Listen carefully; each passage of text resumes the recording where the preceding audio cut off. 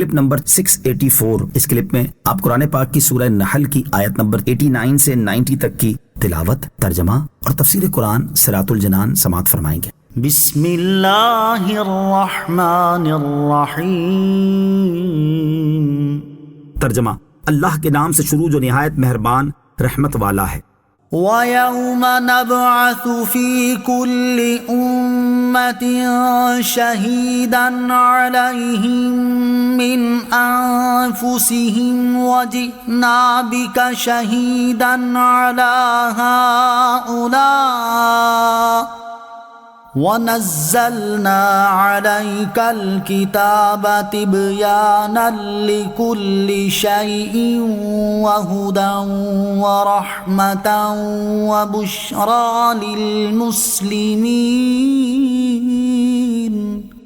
ترجمہ، اور جس دن ہم ہر امت میں انہی میں سے ان پر ایک گواہ اٹھائیں گے، اور اے حبیب تمہیں ان سب پر گواہ بنا کر لائیں گے، اور ہم نے تم پر یہ قرآن اتارا جو ہر چیز کا روشن بیان ہے اور مسلمانوں کے لیے ہدایت اور رحمت اور بشارت ہے۔ وَيَوْمَ نَبْعَثُ فِي كُلِّ أُمَّةٍ شَهِيدًا عَلَيْهِمْ، اور جس دن ہم ہر امت میں ان پر ایک گواہ اٹھائیں گے۔ اس آیت میں گواہ سے مراد انبیاء کرام علیہ الصلوۃ والسلام ہیں۔ یہ قیامت کے دن اپنی اپنی امتوں کے متعلق گواہی دیں گے کہ انہوں نے اللہ تعالیٰ کا پیغام ان تک پہنچایا اور ان لوگوں کو ایمان قبول کرنے کی دعوت دی۔ وَجِئْنَا بِكَ شَهِيدًا عَلَى هَؤُلَاءِ، اور اے محبوب تمہیں ان سب پر گواہ بنا کر لائیں گے، یعنی اے حبیب صلی اللہ تعالیٰ علیہ وسلم ہم تمہیں امتوں اور ان کے خلاف گواہی دینے والے انبیاء کرام علیہ الصلوۃ والسلام پر گواہ بنا کر لائیں گے، جیسا کہ دوسری آیت میں ارشاد ہوا، فَكَيْفَ إِذَا جِئْنَا مِن كُلِّ أُمَّةٍ بِشَهِيدٍ وَجِئْنَا بِكَ عَلَى هَؤُلَاءِ شَهِيدًا۔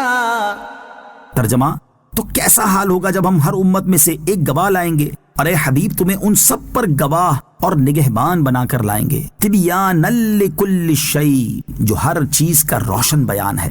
اعلیٰ حضرت امام احمد رضا خان رحمۃ اللہ تعالی فرماتے ہیں، قرآن عظیم گواہ ہے، اور اس کی گواہی کس قدر اعظم ہے کہ وہ ہر چیز کا تبیان ہے، اور تبیان اس روشن اور واضح بیان کو کہتے ہیں جو اصلاً پوشیدگی نہ رکھے، کہ لفظ کی زیادتی معنی کی زیادتی پر دلیل ہوتی ہے، اور بیان کے لیے ایک تو بیان کرنے والا چاہیے، وہ اللہ سبحانہ و تعالی ہے، اور دوسرا وہ جس کے لیے بیان کیا جائے، اور وہ ہیں جن پر قرآن اترا، یعنی ہمارے سردار رسول اللہ صلی اللہ تعالی علیہ وسلم۔ اور اہل سنت کے نزدیک شیئن ہر موجود کو کہتے ہیں، تو اس میں جملہ موجودات داخل ہو گئے، فرش سے عرش تک، شرق سے غرب تک، ذاتیں اور حالتیں، حرکات اور سکنات، پلک کی جنبشیں اور نگاہیں، دلوں کے خطرے اور ارادے، اور ان کے سوا جو کچھ ہے وہ سب اس میں داخل ہو گیا، اور انہی موجودات میں سے لوح محفوظ کی تحریر ہے، ہدی و رحمہ، ہدایت اور رحمت، یعنی جس نے قرآن کی تصدیق کی، اس میں موجود اللہ تعالیٰ کی حدوں پر اور امر و نہی پر عمل کیا، قرآن نے جن چیزوں کو حلال کیا اسے حلال سمجھا، اور جن چیزوں کو حرام کیا انہیں حرام جانا، تو اس کے لیے قرآن ہدایت اور رحمت ہے۔ اور اللہ تعالیٰ کی اطاعت کرنے والے اور اس کی وحدانیت کا اقرار کرنے والے کو قرآن آخرت میں بہترین ثواب اور عظیم مرتبے کی بشارت دیتا ہے۔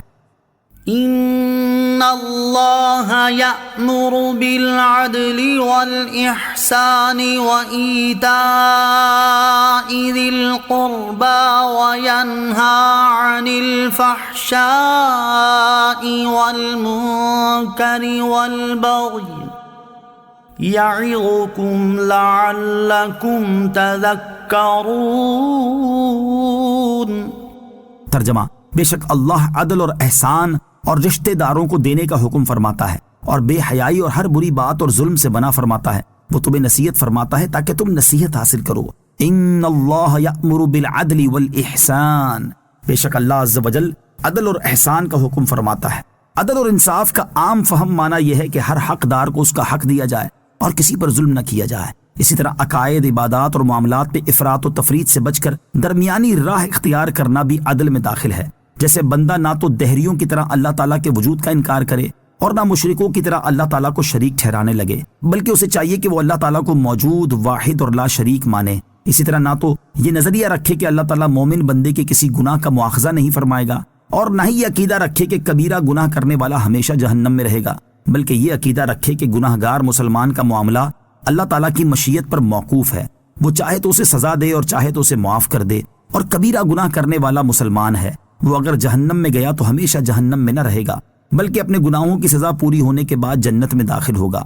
یوں ہی بندہ عبادات میں اس قدر مصروف نہ ہو جائے کہ اس وجہ سے بیوی، بچوں، عزیز رشتہ داروں، پڑوسیوں اور دیگر لوگوں کے شرعی حقوق ہی ادا نہ کر سکے، اور نہ عبادات سے اس قدر غافل ہو کہ فرائض و واجبات ہی ترک کرنا شروع کر دے، بلکہ فرائض و واجبات اور سنن کی ادائیگی تو ضرور کرے، البتہ نفلی عبادت اور ریاضت اتنی کرے کہ اس کے ساتھ ساتھ وہ لوگوں کے شرعی حقوق بھی آسانی کے ساتھ ادا کر سکے۔ ایسے ہی سخاوت کرنا بہت عمدہ فعل ہے، لیکن یہ نہ اتنی کم ہو کہ بندہ بخل کے دائرے میں داخل ہو جائے، اور نہ ہی اتنی زیادہ ہو کہ وہ فضول خرچی میں شامل ہو جائے، بلکہ ان دونوں کے درمیان ہو۔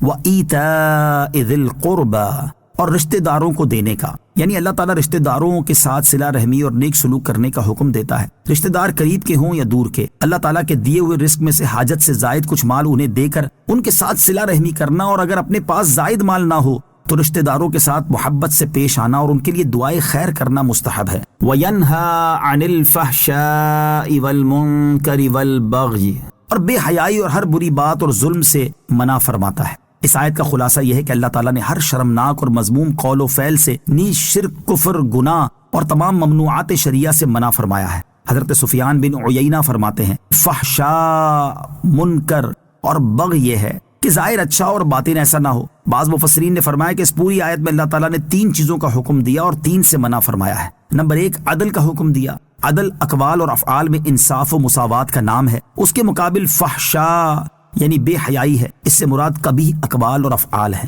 نمبر 2، احسان کا حکم فرمایا۔ احسان یہ ہے کہ جس نے ظلم کیا اس کو معاف کرو، کام کرو جس میں اللہ تعالیٰ کی رضا ہے۔